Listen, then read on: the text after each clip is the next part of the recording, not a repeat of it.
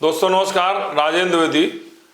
पिछले एक हफ्ते से बिहार में मैं लगातार यात्रा करने के बाद, लोगों से बातचीत करने के बाद जो मुझे दिखाई दिया वो मेरा अपना आकलन है। वो 3 बिंदुओं पर जाके परिणाम तय करेंगे, चुनाव परिणाम किसके पक्ष में जाएगा। पहला है भीतरघात, दूसरा है भरोसा और तीसरा है जन स्वराज को मिलने वाला जन समर्थन। भरोसे की बात जहाँ तक है, पिछले 20 वर्षों से नीतीश कुमार ने लगातार जनता से जुड़े हुए तमाम कार्य किए हैं। अभी हाल में ही उन्होंने प्रत्येक महिला को 10,000 रुपये उनके खाते में दिए, करीब 1 करोड़ महिलाओं को 10,000 उनके खाते में डाले हैं और कहा अगर उद्यम करेंगी वो सरकार बनती है एनडीए की और उनके रोजगार के लिए, उद्योग को आगे विस्तारीकरण के लिए देंगे। जीविका दीदियां और सबके मानदेय बढ़ाएं, पेंशन 400 बढ़ के 1100 बढ़ा दिया, बहुत सारी घोषणाएं की, बिजली 125 यूनिट फ्री कर दी, ये लगातार कर रहे हैं। और फिर जो घोषणा पत्र जारी किया उसमें एक ही बिंदु सबसे अहम है, वो है 1 करोड़ लोगों को रोजगार देना। अभी 20 वर्षों में नीतीश सरकार तो 1 करोड़ के रोजगार दे नहीं पाए। जो अभी तक टोटल एम्प्लॉई हैं वो आबादी का 2% है, मतलब 26 लाख, 13 करोड़ आबादी, 26 लाख के सरकारी नौकर हैं। अगर 1 करोड़ को अगर कन्वर्ट करें परसेंटेज में तो लगभग 8 से 9% होता है, मतलब 2% जो 50 सालों में आज़ादी के बाद अभी तक रह गए या 20 सालों में नीतीश 2% से आगे नहीं बढ़ा पाए, वो 4 गुना उसका कैसे कर लेंगे।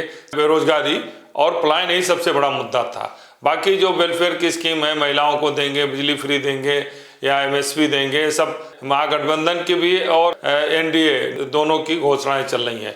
दूसरी तरफ पलायन को रोकने के लिए, रोजगार देने के लिए तेजस्वी यादव ने तो एक ऐसी घोषणा कर दी है जो अव्यवहारिक जैसी लग रही है। उन्होंने कहा हर परिवार को 1 सरकारी नौकरी देंगे। बिहार में 2.3 मतलब 2 करोड़ 30 लाख परिवार हैं, तो अगर इसको मान लें तो हर 6ठा आदमी सरकारी नौकर होगा। तेजस्वी की घोषणा है 2 करोड़ 30 लाख। अब सोचिए, कहाँ 26 लाख, कहाँ 2 करोड़ 30 लाख, दूसरा कहाँ 26 लाख, कहाँ 1 करोड़। ये दोनों घोषणाएं ये चुनावी जुमले से ज़्यादा कुछ नहीं लग रही, क्योंकि बिहार का युवा भी समझ रहा है और जो उनकी बिहार की अर्थव्यवस्था है ये है। लेकिन भरोसा किस पर करते हैं ये बहुत महत्वपूर्ण है। दूसरा है भीतरघात। बिहार में इस बार चुनाव में सभी दलों में, महागठबंधन हो या एनडीए हो, दोनों दलों में जबरदस्त रूप से भीतरघात है। जहां तक महागठबंधन की बात है, 11 सीटों पर तेजस्वी, लेफ्ट आरजेडी और लेफ्ट और कांग्रेस चुनाव लड़ रहे हैं।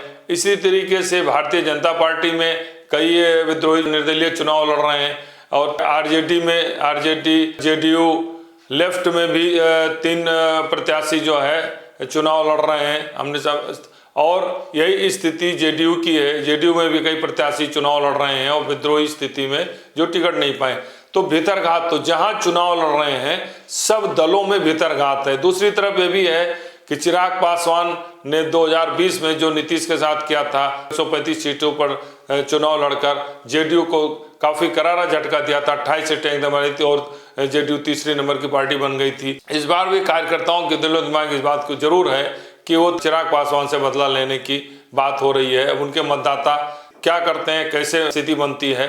तो भीतरघात की स्थिति कांग्रेस में भी है। कांग्रेस में वहाँ के प्रभारी हटाए गए और ये बात हुआ कि वहाँ टिकट बेच दिया गया है। टिकट बेचने की बात एलजेपी में भी आ रही है और जेडीयू में भी आ रही है। और यहाँ तक कि जो मुख्यमंत्री के चेहरे के दावेदार हैं आरजेडी, वहाँ भी टिकट बेचने की बात आ रही है। तीसरा सबसे महत्वपूर्ण पॉइंट है, जो पहली बार बिहार के चुनाव में ये फैक्टर आया है, वो जन स्वराज, प्रशांत किशोर का फैक्टर। प्रशांत किशोर जिस तरीके से 2 साल से यात्राएं की हैं, हर विधानसभा को उन्होंने समझा है, बुझा है और जातीय आधार पर, धार्मिक आधार पर अच्छे प्रत्याशी का समीकरण में उन्होंने प्रत्याशी मैदान में उतारे हैं। तो उनके भी प्रत्याशियों को समर्थन मिल रहा है और उनके इश्यूज को, कि बिहार बनाम गुजरात को भी लोग चर्चा लेते हैं, क्योंकि उन्होंने उठाया था कि बिहार में आप मजदूर पैदा कर रहे हैं और गुजरात में फैक्ट्री लगा रहे हैं, तो फैक्ट्री गुजरात में और वोट और सरकार बनाएंगे बिहार में। ये भी मुद्दा जो प्रशांत किशोर ने उठाया था वो भी जनता में काफ़ी चर्चा का विषय बने हुआ है, खास करके युवाओं में, बेरोजगारों में। और महत्वपूर्ण एक और सवाल है, वो ये है कि जो ट्रेनों से तमाम परेशानियों से गुजरते हुए जो वहाँ से छठ मनाने या दीपावली में आए थे, वो भी इस बार भारी संख्या में मतदान करेंगे। तो उनका मतदान बिहार बनाम गुजरात पर होगा या फिर वर्तमान में जो 20 वर्षों से मुख्यमंत्री बने हुए हैं उन पर भरोसा करते हैं, मोदी के वादों पर भरोसा करते हैं, या फिर तेजस्वी यादव ने जो नया स्लोगन दिया है कि हर परिवार को हम नौकरी देंगे और इस बार छठ मनाइए, छठ मना के वोट कीजिए और इसके बाद आपको बिहार से बाहर रोजगार के लिए नहीं जाना पड़ेगा। यही बात प्रशांत किशोर भी उठा रहे हैं कि बाहर नहीं जाना पड़ेगा, आप जन स्वराज पार्टी को सरकार बनाइए।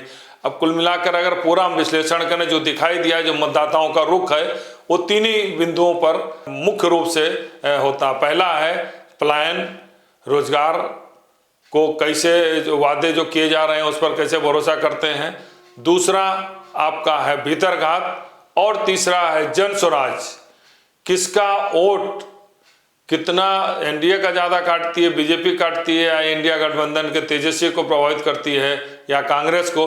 क्योंकि कई अच्छे मुस्लिम प्रत्याशी प्रशांत किशोर ने मुस्लिम बहुल क्षेत्रों में उतारा है, वही स्थिति अति पिछड़ों को दिया है। जो नीतीश कुमार के अति पिछड़े वोट बैंक है उसमें भी जन स्वराज ने प्रत्याशी उतारे हैं।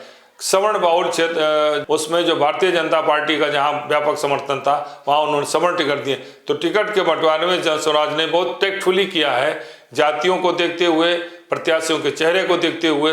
यही तीनों फैक्टर तय करेगा कि 14 नवंबर को आने वाला परिणाम पर तेजस्वी होंगे या नीतीश या एनडीए का कोई नया नेतृत्व। धन्यवाद।